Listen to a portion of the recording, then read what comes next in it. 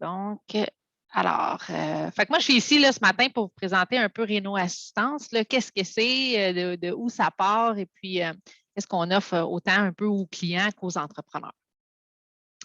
Fait que, tu sais, à la base, Réno Assistance, ça a été créé par Éric Périgny, qui est le président de l'entreprise, qui a parti Réno Assistance puisqu'il se retrouvait avec plusieurs blocs locatifs. Donc, souvent à faire des travaux de rénovation, on se retrouvait devant plusieurs problèmes là, avec les entrepreneurs. Bon, des rendez-vous manqués, manque de suivi, des dépôts volés, bref, un peu ce qu'on entend aussi de la part des clients qu'on parle régulièrement chez Réno Assistance. Donc, à ce moment-là, il ne voulait pas que la situation se reproduise avec des gens de son entourage. Alors, il a décidé de créer Réno Assistance. En 2010, ma mémoire, elle est bonne, à partir de son sous-sol, Éric a parti cette entreprise-là qui a pris quand même beaucoup d'ampleur à travers les années. Donc, en quelques mots, qu'est-ce que c'est Réno Assistance? C'est, on veut qu'un client ait son juste prix. Donc, c'est pour ça qu'on va lui référer 3 entrepreneurs pour qu'ils réussissent à avoir 3 soumissions pour aller faire un beau comparatif. Donc, pas nécessairement quand on dit le juste prix, ce n'est pas nécessairement le moins cher, mais plutôt qu'est-ce qui convient au client, qu'est-ce que le client recherche à travers ses rénaux, à travers le type d'entrepreneur, à travers les coûts aussi. Bref, aller y faire un beau comparatif. C'est des conseillers qui vont être là pour prendre les appels, discuter avec le client. Donc, ce n'est pas juste un ordinateur qui va aller lancer des leads un peu n'importe où, à n'importe qui, sans avoir eu un contact humain. On va toucher autant la rénovation commerciale que résidentielle, mais on reste dans les projets toujours clés en main. Donc, quand on parle de projet, on ne va pas avoir des réparations mineures. De ce côté-là, ça va être plus pro-assistance, qui va être expliqué par la suite, qui va aller combler ce besoin-là. Nous, on va rester plutôt dans les projets clés en main, donc cuisine complète, salle de bain. Si on va dans l'extérieur, revêtement extérieur, ça peut être une façade, mais ce ne sera pas seulement que changer, exemple, 2, 3 planches de vinyle ou de Mébec ou peu importe. Donc, vraiment le projet clé en main, idéalement. Et c'est des entrepreneurs vérifiés en 53 points. Donc, les entrepreneurs qui rentrent chez nous, je vais l'expliquer un peu plus loin. C'est vraiment une vérification qui est quand même assez rigoureuse qu'on fait avant de les référer à nos entrepreneurs. Donc, en statistique, si on y va, c'est presque 110 000 clients qui ont été aidés à travers le temps. Donc, 108 509 exactement. Peut-être un peu plus rendu à aujourd'hui, parce que ça date de hier matin. Donc, référé par Protégez-vous depuis 2017.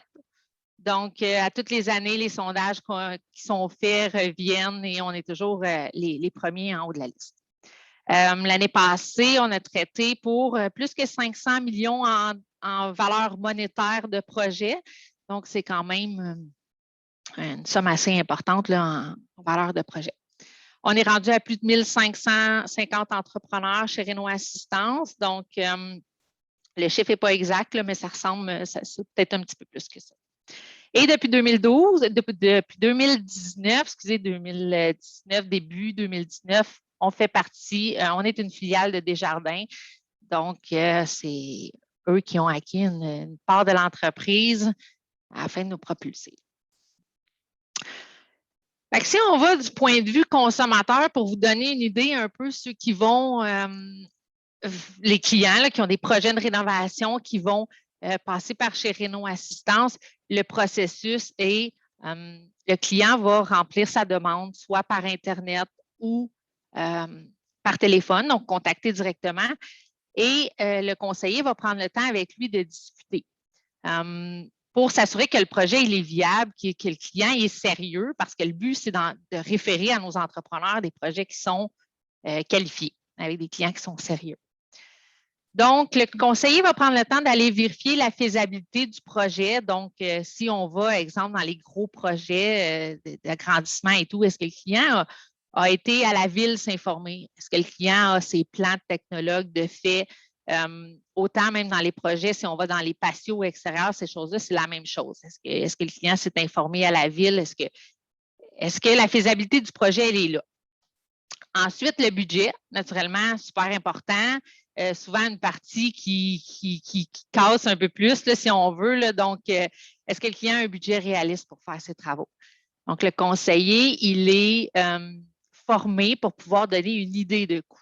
Donc, si on parle d'une toiture, ils ont une idée au pied carré de ce que ça peut valoir d'après la pente. Si on parle d'un gros projet d'agrandissement, vont être capables d'aller lire des plans, donner une idée au pied carré de ce que ça peut valoir le projet pour s'assurer justement que le client ne fait pas venir, l'entrepreneur sur un projet de salle de bain quand il y a, exemple, je ne sais pas moi, 4-5 000 de budget pour faire une salle de bain clé en main. Là. On sait très bien que ce n'est pas réaliste en 2022. Donc, le conseiller va être là pour l'éduquer, un peu lui expliquer qu'est-ce que ça vaut de nos jours pour que par la suite, le client puisse faire cette démarche et nous revenir quand il va être prêt. Délai aussi, hein, on s'entend que dans les dernières années, dans les 2 dernières années surtout, un client qui veut ses travaux de rénovation dans les semaines qui suivent, c'est quand même assez rare. Donc, on va s'assurer que le client est conscient que, exemple, s'il fait un projet de porte et fenêtre, ben, ça risque d'attendre un petit peu là, à cause des fournisseurs et tout ça. Par la suite, le conseiller va recevoir les soumissions. On va envoyer 3 de nos entrepreneurs sur le projet. Et puis, par la suite, le conseiller va essayer de guider le client d'une manière impartiale envers les 3 entrepreneurs. Donc, le guider un peu sur, d'après ce que le client veut, d'après son budget, d'après une analyse de soumission complète pour essayer vraiment de guider le client pour comparer des pommes avec des pommes. OK? Donc, ça, c'est plus côté client. Et là, par la suite, le client fait son choix avec l'aide un peu du conseiller. Et le conseiller ne va pas juste y aller d'après ce qu'il connaît, d'après les soumissions, mais va prendre le temps aussi d'aller poser des questions aux entrepreneurs pour essayer de valoriser chacun des entrepreneurs avec sa soumission. Donc, s'assurer que le client comprend vraiment bien la soumission et non juste dire, bah, lui est moins cher, ben, je prends lui, puis ça s'arrête comme ça parce que souvent, ce n'est pas nécessairement le moins cher qui est le moins cher, mais c'est vraiment de comparer des pommes avec des pommes. C'est le travail du conseiller. Point de vue entrepreneur. Donc, pour rentrer chez Réno Assistance, ça prend une certaine vérification que je vais expliquer un petit peu plus loin, qu'est-ce qu'on regarde plus profondément quand on parle du 53 points. Mais ça prend une qualification qui est quand même rapide et simple de l'entreprise. Là, on dit 53 points, c'est vraiment 53 points, mais c'est pas, ça ne prend pas beaucoup de paperasse et tout ça là, pour faire la vérification. Une fois que la vérification elle est faite de l'équipe de vérification chez Réno Assistance, après avoir reçu la paperasse, nous, on va aller créer un profil de l'entreprise. Donc, le gestionnaire de compte qui est attitré, bon, qui est soit moi, je suis gestionnaire de compte, il y a plusieurs de mes collègues qui le sont aussi, vont aller parler avec l'entrepreneur pour lui demander qu'est-ce qu'il fait, qu'est-ce qu'il veut comme projet avec Réno Assistance, dans quel secteur il veut ses projets, vraiment pour aller créer un profil que l'entrepreneur reçoit ce qui lui tente comme projet, qu'est-ce qui lui plaît, toujours naturellement en respectant les licences. Un entrepreneur qui a une licence en toiture, on ne peut malheureusement pas lui donner accès à des projets de salle de bain où il va avoir de l'électricité, de la plomberie, des choses comme ça. Par la suite, une fois que le profil est fait, qu'on a discuté avec l'entrepreneur, on va activer son dossier, ce qui lui donne accès à un portail. Donc, l'entrepreneur a accès à un portail complet qui va lui donner ses rendez-vous, accès à son gestionnaire de compte, ça va lui donner tous les projets qu'il peut voir, ça va lui donner ses statistiques, ses performances à travers ce qu'il a soumissionné chez Réno Assistance. Par la suite, les propositions de projet arrivent par courriel. Donc, ils arrivent aussi par le portail, mais tout est reçu par courriel. Donc, l'entrepreneur reçoit sur sa boîte courriel un descriptif du projet, un titre avec le descriptif qui lui donne, exemple, une salle de bain. Est-ce que le client a ses matériaux ou non? Quels sont les délais que le client a? Est-ce qu'il veut ça dans les 3-6 mois, dans l'année qui suit? Le budget du client aussi. Donc, il est très clair dans le descriptif. Qu'est-ce que le client a comme budget en tête? Et puis, les délais de travaux et un point approximatif où est situé le client, qui est toujours naturellement dans le secteur que l'entrepreneur a délimité avec son gestionnaire de compte qui voulait recevoir les projets. Il n'y a pas de frais, il n'y a pas d'obligation. Je vais en parler plus tard comment on procède là, pour justement être rémunéré. Là, donc, chez Renault Assistance, comment l'entrepreneur paye certains frais qui ne sont pas des frais annuels ou autres. Donc, comme j'expliquais tout à l'heure, tantôt, c'est vraiment des clients qui sont qualifiés. L'entrepreneur choisit sa clientèle, les clients qui sont qualifiés là, comme je vous disais, en faisant le profil de l'entreprise, donc où l'entrepreneur veut ses projets, dans quel secteur. Donc, c'est vraiment une map qu'on va aller délimiter, qui va rester dans ce secteur-là, qu'on va envoyer les projets aux entrepreneurs. Quand sont les délais de travaux? Est-ce que le client a de la place? Est-ce que l'entrepreneur a de la place dans 3 semaines ou il y en a juste en 2023, exemple, parce qu'il fait des agrandissements ou des choses comme ça et son calendrier est déjà complet. Qu'est-ce qu'il aime faire? Dans quoi il est bon? Dans quoi il est compétitif? Souvent, les entrepreneurs, il y a beaucoup d'entrepreneurs qui vont faire de tout. Mais, tu sais, dans quoi ils sont bons, dans quoi ils se spécialisent? On a tellement de demandes dans tout que souvent, on propose à l'entrepreneur de rester dans son créneau ce qu'il aime le plus. Donc, il y a toujours possibilité d'aller toucher à tout. Là, et quel type de clientèle il veut? Est-ce qu'il y a un type de clientèle qui s'entend mieux qu'un autre? Est-ce qu'il veut toucher à tout? Bref, c'est vraiment le portrait complet de l'entreprise qu'on va aller faire pour qu'il reçoive qu'est-ce qu'il veut comme client et comme type de projet. Donc, quand je parlais il n'y a aucun frais, aucune obligation, donc l'entrepreneur reste chez nous tant qu'il le veut. Le jour où l'entrepreneur ne veut plus être chez nous, simplement avertir son gestionnaire de compte, donc peut être retiré de la base de données dans l'entrepreneur. Un entrepreneur qui serait trop plein pour l'année ou qui serait juste, je ne sais pas, en maladie ou peu importe, on peut faire juste un stop au courriel et le réactiver lorsque l'entrepreneur le veut. Donc, c'est vraiment l'entrepreneur qui gère son flot de projets. Il peut prendre un projet par année, comme peut en prendre 50, 60. C'est vraiment lui qui voit qu'est-ce qu'il veut prendre à ce niveau-là. Donc, on va aller charger naturellement un frais parce qu'il faut avoir une rémunération, là, comme toute entreprise. Donc, on va aller charger un frais, par exemple, lorsque l'entrepreneur gagne un contrat. Donc, lorsque l'entrepreneur signe un contrat avec un client, c'est là que nous, on va aller émettre un frais. Un frais qui varie entre 2 et 10 %. Donc, c'est une échelle qui est préétablie à l'avance, qui est la même pour tous les entrepreneurs. Et c'est un frais qui est considéré comme un frais de publicité, OK, ou de marketing, là. Donc, qui peut être intégré dans les frais généraux d'une soumission parce que c'est ça, c'est un frais de publicité. Il y a beaucoup d'entrepreneurs dans les avantages d'être avec Renault Assistance, c'est qu'ils n'ont pas besoin justement de payer de la publicité, pas besoin de payer de représentants sur la route. Après ça, on va aller traiter le processus des litiges aussi. Quand ça ne fonctionne pas avec un client, on ne disparaît pas une fois qu'on a donné le projet. C'est pas on donne le projet puis tout le monde disparaît. On va vraiment aller aider l'entrepreneur par la suite si jamais il y a un litige avec le client ou même à l'inverse, si le client a un litige avec l'entrepreneur, on va aller un peu faire la médiation là-dedans pour que tout se règle sans s'envenimer.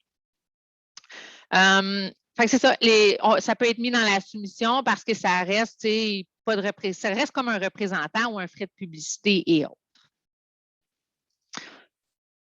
Donc, pour l'entrepreneur, dans le fond, nous, on voit ça comme un partenariat d'affaires entre l'entrepreneur et Renault Assistance. Donc, on lui envoie des projets, des clients qualifiés. Comme je disais tantôt, c'est vraiment le budget, le financement, les conceptions techniques. Quand on parle de gros projets comme les agrandissements et compagnie, le client arrive avec ses plans. Donc, on ne va pas, le client, si on parle d'un gros projet d'agrandissement, va avoir ses plans de technologue entre les mains, va avoir fait sa demande à la ville, va avoir une idée budgétaire assez rigoureuse de qu'est-ce que ça vaut pour ne pas faire perdre le temps à personne. Parce qu'on sait que c'est le processus qui a besoin d'être fait.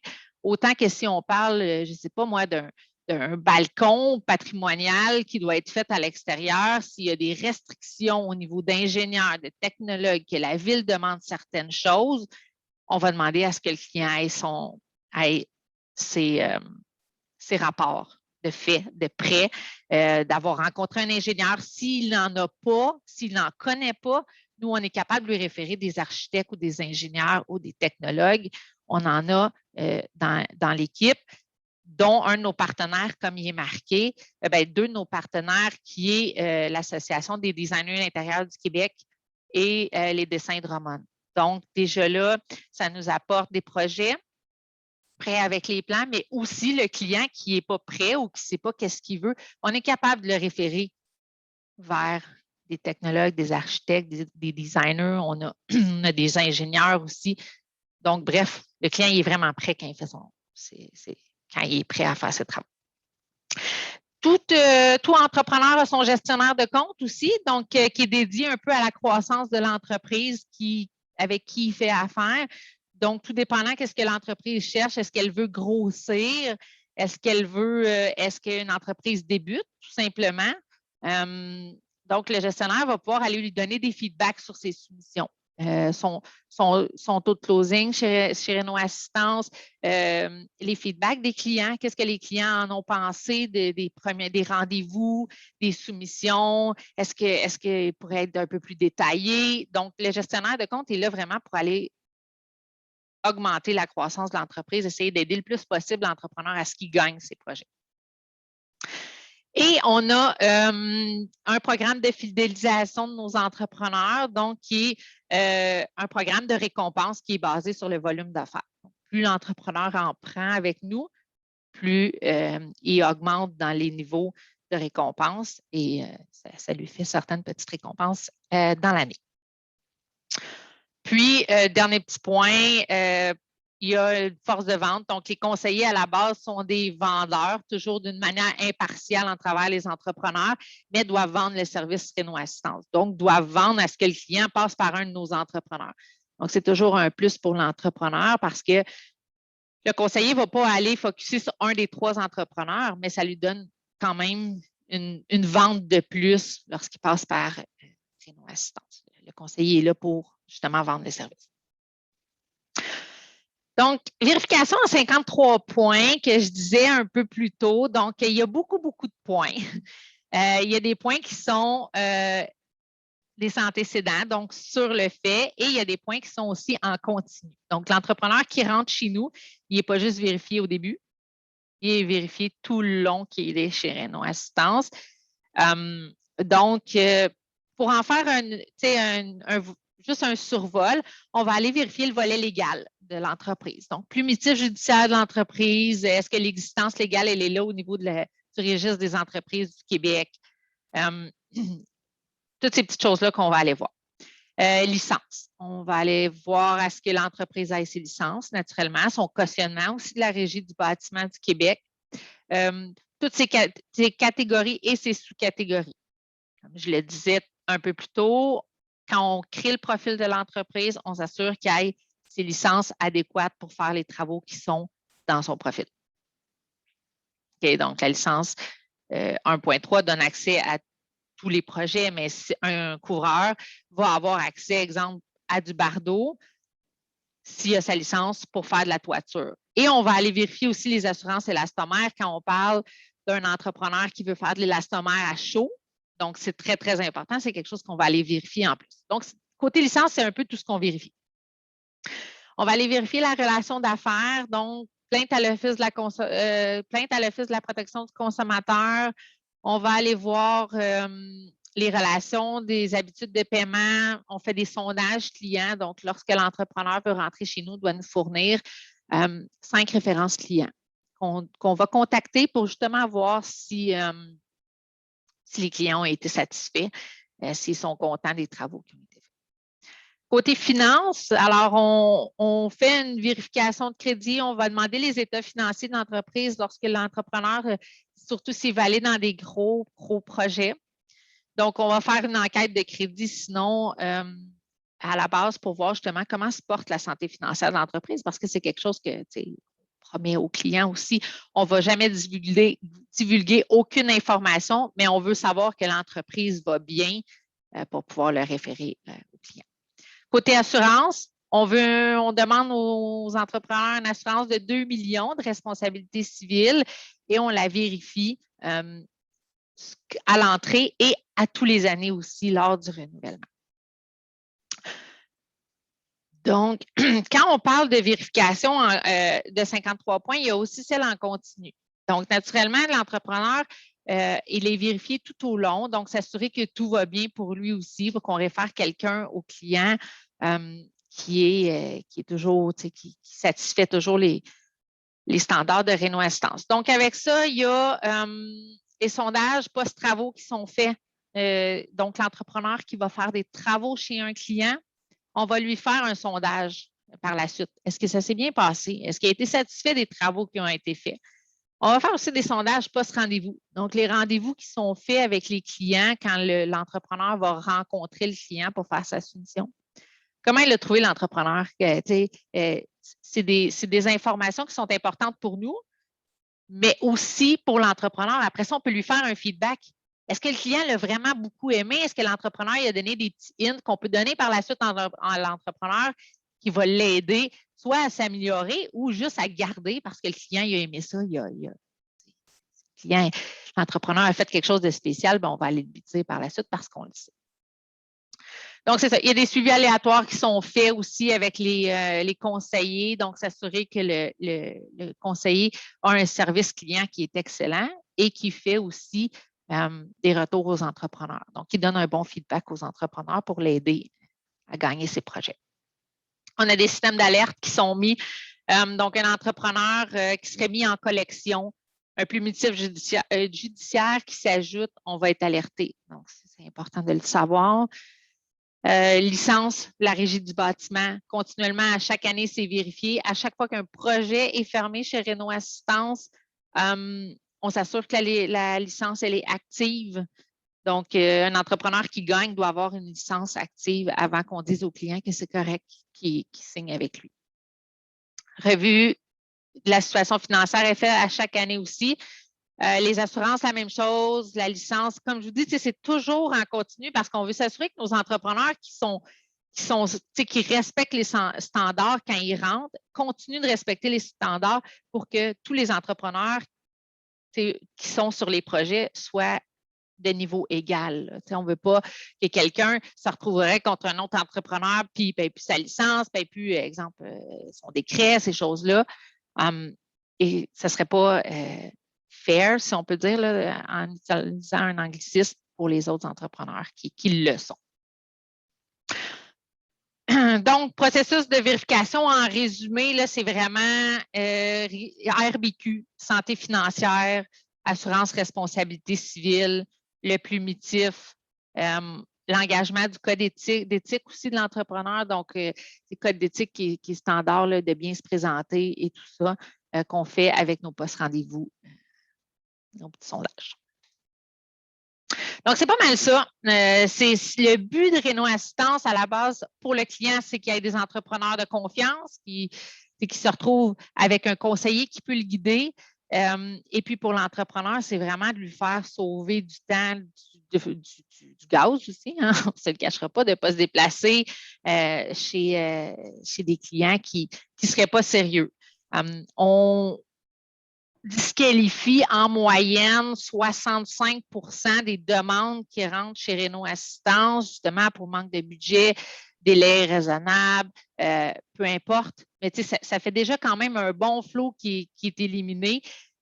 Donc, qui permet aux entrepreneurs que ce qu'on leur envoie, c'est du sérieux. C'est des projets qui sont qualifiés et qui sont intéressants pour eux, d'après ce qu'eux ont demandé à avoir aussi. Donc, c'est pas mal ça.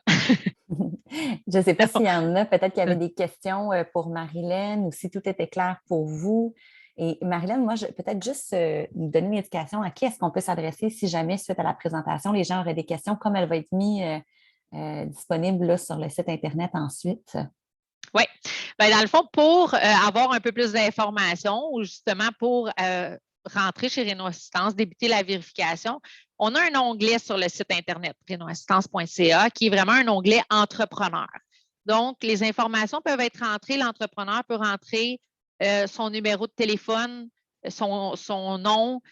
Nous, ça nous rentre directement à nous et on le recontacte par la suite. Il y aurait toujours aussi possibilité de me contacter moi directement, qui est Marilyn Patnaud. Les deux options sont bonnes sur le site Internet. C'est quand même assez rapide qu'on retourne les appels. Parfait. Et je vois que Sylvie, tu as la main levée si tu veux y aller avec ta question. Oui. Oui, bonjour Marilyn, ça va bien? Bonjour. Oui, ça va bien, vous? Oui, cool. J'ai quelques questions. Oui. Je vais essayer d'aller le plus rapidement possible pour laisser la chance à tout le monde. Ma première question, c'est, admettons, exemple, Bob et Ginette veulent rénover leur maison. Les enfants sont partis. Donc, ce qui était avant un garage va devenir pour eux une salle cinéma. Donc, assez importante rénovation. Ils vous contactent, tout ça. Et oups, les rénovations débutent et on se rend compte qu'il manque un permis ou quelque chose comme ça. Est-ce que ça peut arriver que, oups, au début même, on se rende compte qu'il manque quelque chose, ou si Réno Assistance va vraiment s'assurer que tous les documents selon le type de rénovation soient faits avant pour éviter justement que l'entrepreneur Bob, qui a commencé à travailler chez Ginette, ne soit pas obligé de sortir? Bien, nous, on ne va pas aller. Ce qu'on va faire à la base, c'est qu'on va aller parler au client, lui demander est-ce qu'il a fait sa demande de permis? Est-ce qu'il y a ses plans de technologue? On ne peut pas s'assurer qu'on peut s'assurer dans les gros projets, on va le faire, là, dans les projets où ça prend un technologue, parce que pour évaluer le projet, on veut les voir, les plans finaux. On veut les voir, les plans d'ingénieur. Si le client a besoin d'un ingénieur parce que sa poutre, exemple, à l'extérieur, elle n'est pas standard, on lui demande d'aller le chercher. Je vous dirais qu'en temps normal, l'entrepreneur le demande et s'assure que ça soit fait avant. Puis on veut que l'entrepreneur ça soit fait, parce que c'est un entrepreneur qui commencerait des travaux chez un client sans nécessairement savoir tous les standards. Ben, c'est un peu plus inquiétant parce que normalement, l'entrepreneur qu'on veut référer, on veut qu'il s'y connaisse. OK, parfait. Okay? Excellent. Ma deuxième question, donc, ce qui veut dire que, exemple, donc je reviens toujours à ma Ginette et mon Bob. Oui. Ils veulent faire des belles rénovations, justement. Donc, on parle de peut-être, tiens, Ginette veut refaire sa cuisine, les enfants sont partis, à Scout. Donc, ce qui veut dire qu'elle peut aller voir chez Desjardins pour faire une demande de prêt. Et si, en plus de ça, elle fait appel à Réno Assistance, est-ce que quelqu'un qui veut faire ces étapes-là peut avoir un rabais ou un taux d'intérêt moins grand en conservant le prêt chez Desjardins? Non. Donc, ben, j'ai dit non, non. En ce moment, on est une filiale de Desjardins, mais on reste avec notre entité à part. Donc, oui, si le client nous appelle, n'a pas le budget pour faire son... Exemple, il veut faire sa cuisine. Là, Ginette, elle s'était dit, je vais investir 20 000 dans ma cuisine. On sait très bien que de nos jours, à 20 000, ça n'existe pas une cuisine. Donc, elle nous dit, je veux du thermoplastique, du quartz, puis là, je vais enlever mon mur porteur. On va lui dire, ça vaut plus un 40-45 000. À ce moment-là, si Ginette est surprise, elle n'a pas le fond, on peut lui proposer de la mettre en contact avec quelqu'un chez Desjardins pour aller chercher son financement. Mais ça s'arrête là. OK, parfait. Donc, il n'y a pas d'échange d'informations. OK, mais il n'y aura pas non plus, mettons, exemple, il n'y aura pas de rabais pour un client potentiel de faire affaire chez Desjardins. Donc, c'est vraiment, vous êtes, même si Desjardins, si vous appartenez à Desjardins en majorité, il n'y a pas d'association pour aider au niveau d'un prêt. OK, parfait, excellent. Puis sinon aussi, je voulais savoir, là, je ne me rappelle pas exactement des mots que tu avais utilisés, mais est-ce que vous avez une forme de service de médiation lorsqu'il y a un conflit qui peut se présenter entre un entrepreneur et le client? Admettons, parce que tantôt, je ne me rappelle pas comment tu l'as exprimé, mais s'il arrive quelque chose, est-ce que Réno Assistance peut faire « OK, parfait, en ce moment, il y a un conflit, ce n'est pas ce qui est entendu, on va rencontrer les parties, on va s'asseoir ensemble, trouver une solution. » Est-ce que c'est un service que vous offrez ou pas du tout? Alors, tant qu'on ne tombe pas dans le très légal, parce que très légal, on n'est pas équipé pour aller répondre à ces questions-là. Mais dès qu'on va tomber dans la mésentente, où le client n'est pas satisfait de Ça. certaines petites choses, puis le client ne veut pas payer l'entrepreneur, OK. on va aller guider comme on peut. Ah, OK? parfait. Donc, Excellent. mais on ne laisse jamais l'entrepreneur. Si ça tombe dans le légal, donc dès qu'il y a des mises en demeure, des choses Oui. comme ça, nous, malheureusement, il faut se retirer à cause qu'on n'est Parfait. pas équipé puis on ne veut pas mal informer personne. Non.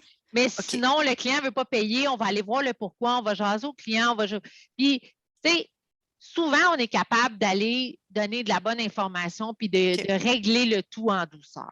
OK. Et ma dernière question, Oui. que veut dire plumitif? Un plumitif judiciaire, ça pourrait être, et c'est plusieurs choses. Ça pourrait être, est-ce que la personne a un casier judiciaire? Et là, moi, je ne les connais pas tous. Hein, parce que quand on tombe dans ces informations-là, tout ce qui est la vérification, on a une équipe qui est faite pour ça. Parce que c'est des données sensibles, c'est des données qui sont, nous, on n'y a pas accès. Donc, je sais que si l'entrepreneur, s'il y a un casier judiciaire, des choses comme ça, il y a une vérification qui va être faite. Qu'est-ce qui passe pas? Ça, par exemple, de mon côté, je ne peux pas répondre parce que c'est vraiment une équipe qui est spécialisée là-dedans et les informations restent avec eux. Bien, parfait. Bien, merci beaucoup, Marilyn. Ça fait plaisir. J'étais en train de demander si quelqu'un d'autre avait des questions, mais j'étais micro fermé. Je m'excuse. Est-ce que quelqu'un d'autre aurait des questions? Sinon, on va te remercier, Marilyn, pour ta présentation. Excellent. Je pense que ça faisait le tour. Alors, je vais arrêter l'enregistrement. Merci.